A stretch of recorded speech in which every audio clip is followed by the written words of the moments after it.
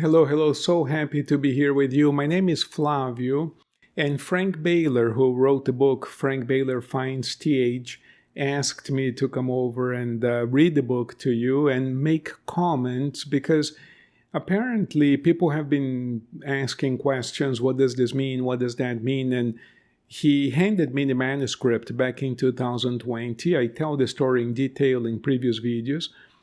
But the point is that since I've spoken with him at length about this book and about this situation, and since I have read the book many, many times over, I've edited the book, I've, helped with the publication and so forth, he just asked me to explain this. And of course, I wanted him to come over and explain it himself. Maybe we can get him one of these days. But for now, I'm here and I'll do my best to read this to you and help make some type of sense from it. So we are reading out of a chapter, and I'm going to pick up where we left off in the previous meeting. If you have not seen the previous lessons, you can see it here. You can pick up the previous videos. But if you want to start the book from the beginning, go to the first video and you're going to see how this whole story develops. Okay? So this is just one more conversation about the book. The book is quite lengthy. I shared with you in a previous video that the complete story is being published in 3 volumes. This is the abbreviated mystical novel. The complete story is coming out now. And if you want to get the whole story, then you can read the complete story. But here's the abbreviated mystical novel, which is quite dense in of itself. But let me continue reading and I'll do my best to make some sense out of this. So in the previous video, Frank Baler he had asked for help, and he had gone to see a mysterious couple by the name of John and Priscilla, who presumably would help him out of some sort of crisis. Where we're at in the story right now, he just arrived for the first session with that couple, and he just got introduced to them. So he's been describing the setting where he was at and what was going on. And then he says, in front of John was one laptop computer. Behind the desk was one large stainless steel floor lamp. The walls were white. The space felt clean, safe, and cozy at the same time. They welcomed me warmly, no handshaking or kissing, just a heartfelt, compassionate welcome with a typical namaste salute. Without wasting time, he asked me for my astrological data, place, time, and date of birth. John entered the data into his laptop computer and soon had a chart on the screen. He turned the laptop around so I could see the screen and began. This is your natal chart. It represents a picture of the sky taken at the time and place you were born. The positions of the planets and stars at that instant, viewed from where you were born, represent a code that can be read.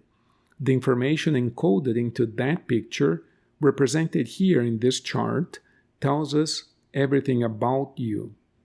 Does this change over time? I asked. No, this particular chart is fixed because it represents a picture of the sky when you were born, John explained. Then he casually told me not to take my life. He said that he knew, based on what he was looking at, that my life was in danger. I remember that when I was in graduate school the first time, in my 20s, before my first marriage, after a particularly intense initiation, I had a dream. In the dream, I died in the laboratory where I worked at university. I was all alone, had no one in my personal life, and it took days for the body to be found in the lab because no one ever went there. I had died of a heart attack, medically speaking, but it was really a broken heart. In the dream, I clearly remember being 52 years old at the time of my death. Soon after that dream, I left university to practice hypnotherapy. For years, I enjoyed helping clients and students, always surrounded by people and basically keeping busy all day. As the years went by, I got deeper into my spiritual practices. I eventually recognized that what I had experienced that night was not a dream, but a clear vision of my eventual future. I dug deep into the mysteries and developed the idea that I could change my destiny through service to others. The hypnotherapy practice served several purposes. I made a living. I felt as though I was engaged in my spiritual mission of spreading the light. I was learning more about life than I could in any other job, and I felt that by helping enough other people, I was changing my destiny from certain death at the age of 52 to a blissful, long life. So what's happening here is he goes to see John and Priscilla. John enters his data into the laptop computer, comes up with his natal chart. Now, Frank Baler is not an astrologer, not an expert in astrology, didn't know about astrology. He knew of astrology, but didn't know about astrology, right? So he goes to see this guy, and this guy opens up the conversation by doing an astrological reading.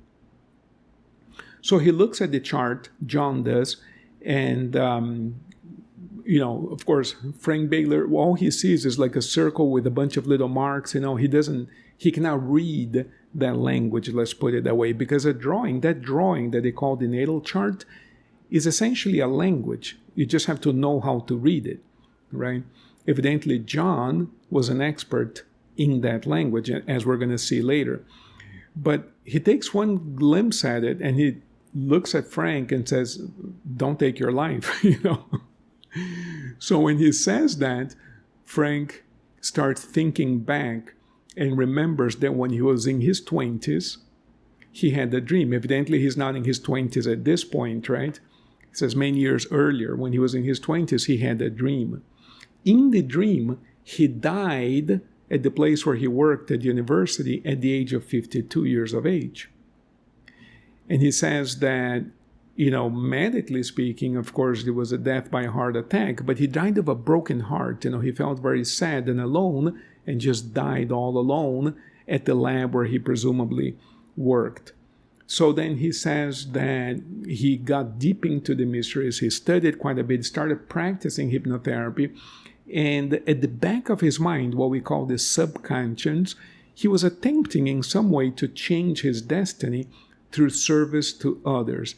He knew that the default would have been death at 52. He could have been a scientist, worked at university, would have enjoyed some mild success, one more professor, a few more papers published.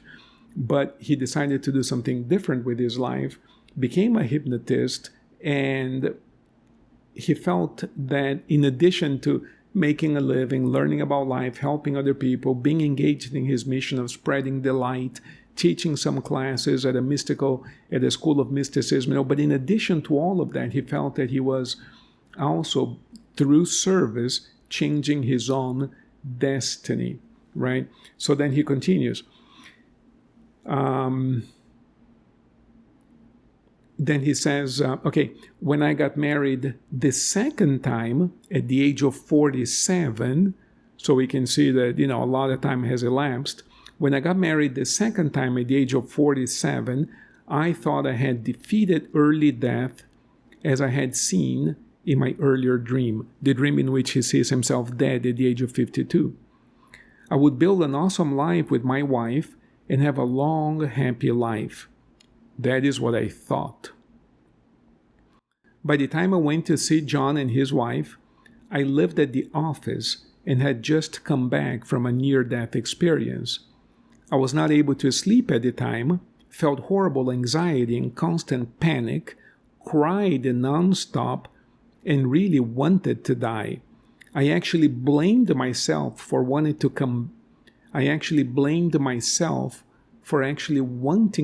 back from the near-death experience instead of moving into the light and letting go of this lifetime of pain and suffering. I was 52 years of age at the time. So what are the odds that in his 20s, he has a dream after an intense initiation? Because as we read on, we're going to realize that he was on the mystical path most of his adult life. In fact, he started on this path in a very light way at the age of 11. And so by his 20s, he has this dream in which he sees the end of his life at the age of 52. And he eventually has a crisis. He feels like he's dying. It feels to him like he's dying. And it turns out that he is 52 years of age.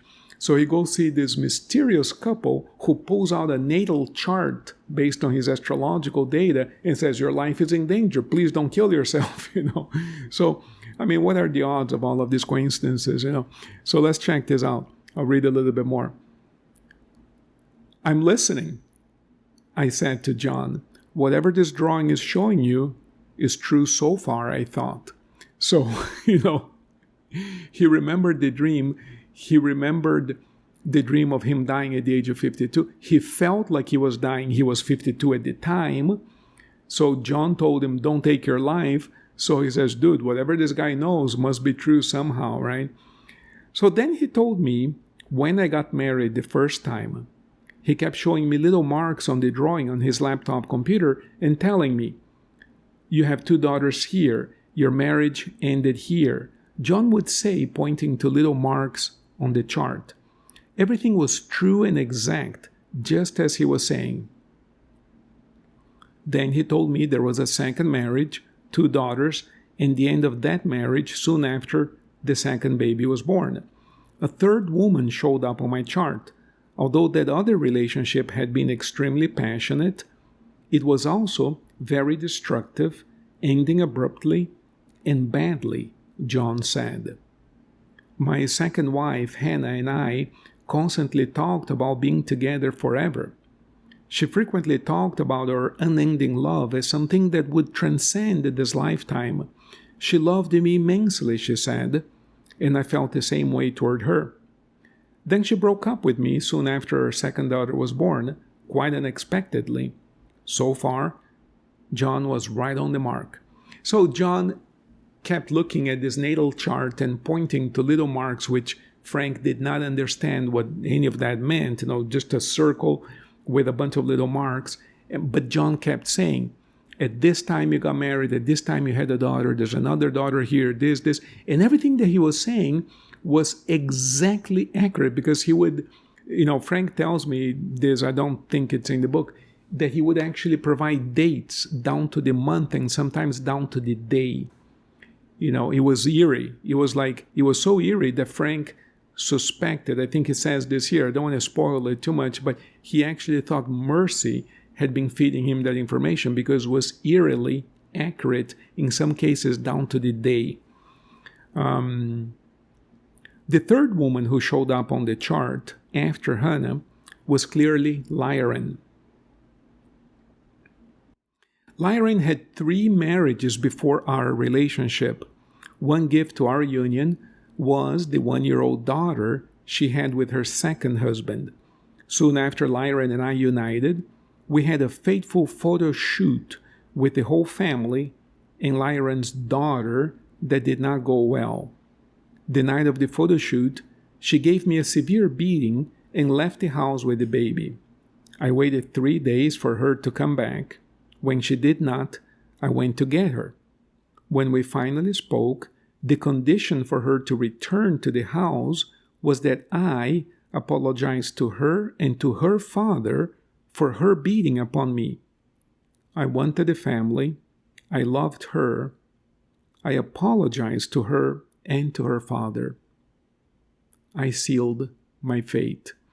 So I have asked Frank about this scene or this moment in his life, which he tells me it's exactly the way it happened. I have asked him many times, is that true? Did that really happen? You mean to tell me that she got upset after the photo shoot, gave you a beating, a severe beating? And I asked him, are there any witnesses? He says, oh, yeah, there were adults in the house who tried to restrain her. They couldn't. She's really strong. She was a karate practitioner, They couldn't restrain her, severe beating, pushed them down the stairs. I mean, it was a really severe beating. And then she leaves the house, And of course, Frank is telling me, look, I think she's just upset, whatever, because the whatever, hormones, whatever the case might be, she's going to calm down and come back. Hopefully she's going to apologize for the beating, but okay, this is a little extreme, whatever, And Frank Baler told me I had zero resentment toward her. I loved her, he said. I loved her. It didn't matter. Nothing mattered to me. I loved her. Nothing mattered. I just wanted to be with her, So she doesn't come back. So he tells me that 3 days go by. He knows where he is. He knows where she is. She's at her parents, So he goes over there and they talk alone. And she tells him, look, if you want me to come back, you have to apologize. He says, wait, I have to apologize for the beating you gave me? She says, yes, because it's your fault that I had to beat you, And Frank, I asked him, I said, Frank, is there something wrong with you? What do you mean you have to apologize to her because she beat you up? Because it's your fault that she was violent toward you? She goes, yeah, she told me it was my fault, that I incited her, that I got her upset. Therefore, it's my fault. And as a result, it was my duty to apologize to her if I wanted to preserve the union between us. But Lyran was an interesting character, Frank tells me. She wasn't then. She says, no. You have to apologize to me and to my father because of the beating I gave you. So Frank apologized to her. Look, I'm really sorry I got you upset, resulting in a beating upon me. Please come back home. And he went up to her father and said, I'm really sorry, I apologize, sir, whatever, please accept my apologies, and took her home, and they continued their relationship. When and I've asked him so many times about that scene, I said, Frank, did that really happen that way? He says, yes. And I said, what's up with that? It's a little extreme, right? I mean, did you call the police? She beat you up. Were there any witnesses? Were there any marks on your body? He says, oh, yeah, I was bleeding. There were cuts all over. There were adult witnesses there in the house. They tried to restrain her, And I said, did you call the cops? He says, never. Of course not. I would never call the cops. I loved her. She got upset, and anybody can be upset. I mean, this guy was like, I don't know. It's a little extreme. I don't know. I questioned him many, many times on this. I said, is this real? Because the prudent thing to do would have been to contact the authorities, have her taken in to the precinct for an evaluation. This is an extreme case of anger. She clearly beat him up. He says, no, I would never do that. She got upset. I probably had something to do with it. See, Frank Baler, I think, was a sincere mystic. He's telling me the stories, and we've talked about this a whole lot. And he actually believed that in every interaction, whatever the outcome of that interaction is, both parties are responsible. In other words, if you and I get together and we have a great meal together, well, who caused that great experience? Well, both of us did, and other people contributed as well. The people who cooked the meal, the people who made the restaurant, whatever the case might be, right, according to whatever the experience was. But we both contributed to the beauty of that event. And if somehow that experience turns out to be unpleasant, Frank Baler believes that both of us are responsible. So he says, no matter what in other words, we don't assign responsibility, he says, to the events according to the quality of the outcome. In other words, if I like what happened, I'm responsible. Look at how good I am. I created some joy for you. If I don't like what happened, I'm a victim. You beat me up. It's your fault. I should call the cops. He thinks that that's disingenuous. He thinks that in every interaction, both parties are responsible for the outcome. In my own practice as a hypnotherapist, we deal with this all the time. Couple comes to see me, if they're happy and they made $1 million and they made a ton of money, they both feel responsible. We made a fortune together. Oh, of course.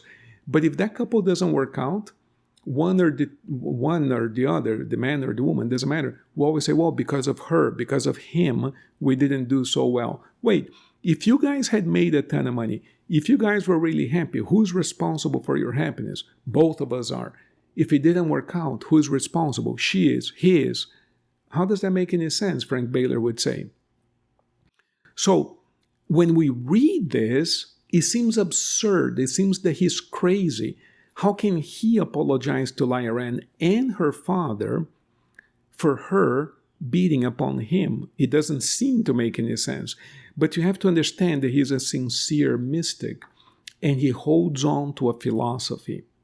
The outcome of any given interaction is the responsibility of both parties. So in this case, he didn't like the outcome, but he felt just as responsible as she was, so he did apologize, evidently for his part in the outcome, right? He says, okay, I apologize. I must have done something that irritated you to the degree that you gave me a beating, he told her. But she was quite happy with that apology to the degree that there was no reciprocity. In other words, it's not like she said, thank you for apologizing for your contribution to the problem. Please accept my apologies for my response to your contribution. Oh no, we're going to read about Lyra, and she had zero responsibility, even though she was the one who delivered the extreme beating, right? So this is a very, very, I'm telling you a little bit ahead on the story because I have spoken with Frank Baler 1,000 times about this story, and I have read the book about 30 times by now, so I know what's coming up, and I'm just telling you, wow, this is fascinating. What fascinates me about this book is the tenacity with which he held on to his principles even while being beat up. You know, it's like, even, you know, I mean, I don't know. We're going to read more about this, but it's a little extreme, but I find it fascinating, and I hope you're enjoying this as well.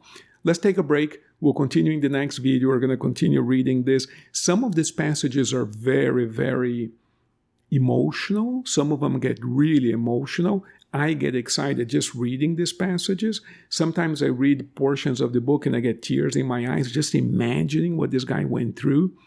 You know, he's not a victim. He doesn't feel sorry. He doesn't, nothing like that. But some of these passages are extremely intense. I warn you ahead of time. Very intense. And but I think you're going to love this experience. Subscribe to the channel, but like the video, you know, put the bell or whatever, so that you can know when the next video is uploaded. That way you won't miss out on any installment, on any chapter of the book. Okay, we're going to pick up where we left off next time. Blessings to all of you.